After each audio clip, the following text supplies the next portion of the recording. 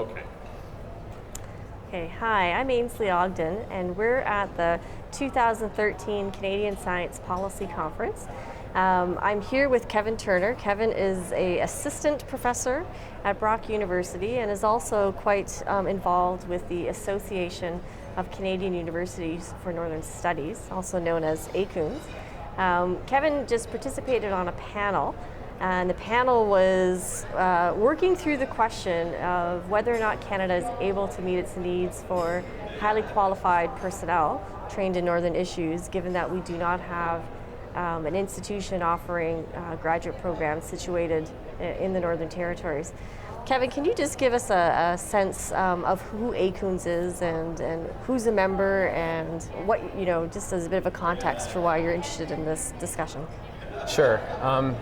ACUNS it's an association that comprises a number of representatives from over 40 institutions, mostly academic, across Canada. And they meet annually to talk about developments and pushing ACUNS forward based on the mandate. And the mandate is to promote Northern scholarship, essentially. I sit on the board of directors, which operates between those meetings to try to help facilitate the developments. But essentially what we're doing is facilitating the support for research in the North, and I guess providing the scholarships and the means for researchers to go into the North, conduct their research, and also a focus, especially recently, is to integrate more contact with community members up there and get the Northern perspective, and I guess educate Canadians as a whole with Northern research, both in the North and back here, once that knowledge is gathered during the research. So. And ACUNS as an institution has been around for decades, right? Since 1978. Since 1978. Yeah. And recently, you just completed a survey of students. Can you tell us a little bit about some of the findings of that survey? Yes. So, and this played in well to the panel, and well, the panel discussion is how are the needs of increased innovation and highly qualified personnel in the North, how are the needs being met? So a survey that we recently conducted plays into that well, and we essentially canvassed master's and PhD past recipients of the W. Garfield Weston Award, and I should note that the W. Garfield Weston Award, they make up the bulk of the funding that goes through ACUNS, the funding coming through that foundation. Makes its way through ACUNS and goes out to these students. And so we have a number of these awards available each year. And the survey results show that because of the award, they're able to concentrate fully on their research, which is needed to do a top-notch job of it. But it also gave them the means to do more workshops and interact with the Northern communities and both get their information out across that platform, but also gain a lot of insight from Northern communities as well. And so they saw a lot of positive aspects of getting the award. First off, it enhanced their research, and but those reciprocal benefits were certainly noted there, and also saw the indirect benefits of it, basically raising the profile of Northern research, and it is a prestigious award. It's a fair chunk of money that allows you to concentrate on your research, and so being awarded that prestigious award really highlights their research, and they noted that brought a lot of attention to them and helped. Well, it's wonderful that the foundation is investing in the North and in Northern research. I know that's something that's greatly needed, and it really does contribute a lot to the success of these sorts of projects. What's the foundation's motive for investing in the North? Well, the motive, we know Canada is a huge place with a great deal of North, and so there's necessity to learn more about it and to really harness the information that is up there. And so these awards allow us to promote the Northern scholarship and build both the people from the South that are involved in the research, but also the people that are in the North. There's also the Northern Resident Awards. A number of them are given each year, and that is a pot of money that goes to students that are in the North and allows them to do their research in the North. So the idea is that knowledge will be retained up there as well. So there are different directions that we need to, or I guess parts of the program that we need to augment.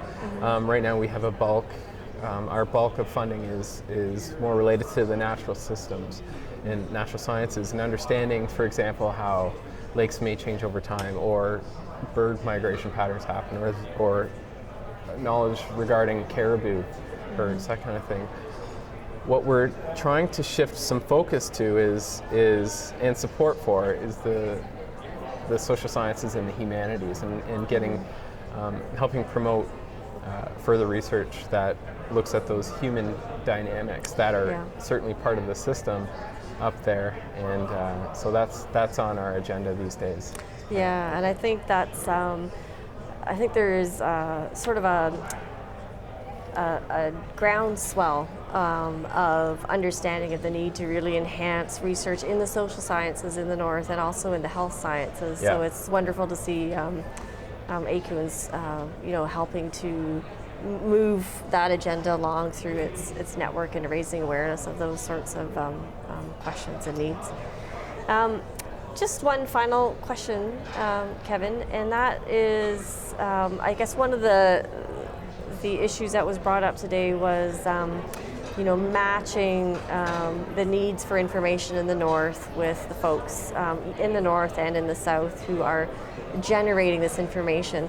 Is there any advice that you have for students who may be using ACUNS as a launching point or a facilitator of their studies, for how to make that connection between the work they're doing in the South and the types of knowledge that's needed in the North? What advice would you have for a student embarking on a Northern research project?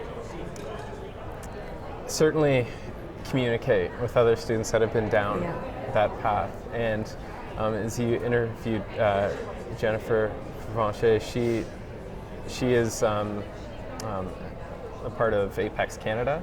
That's a fantastic student-run association or early career sciences. Not necessarily just sciences, but that type of association has a wealth of resources for understanding and migrating, getting through that graduate work process.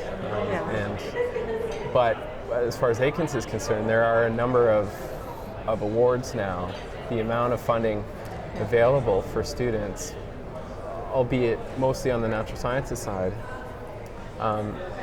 it's available for if you apply for the scholarships, and so certainly put your name in the hat and get involved, and hopefully, it would be nice if the university that they're at was a member of ACUNS and had a representative that had a say at each of the annual general meetings. I'd also like to just point out that it's not just, we're very focused on the students, but there's also a chance of researchers and faculty members to potentially get more funds for going up in the North.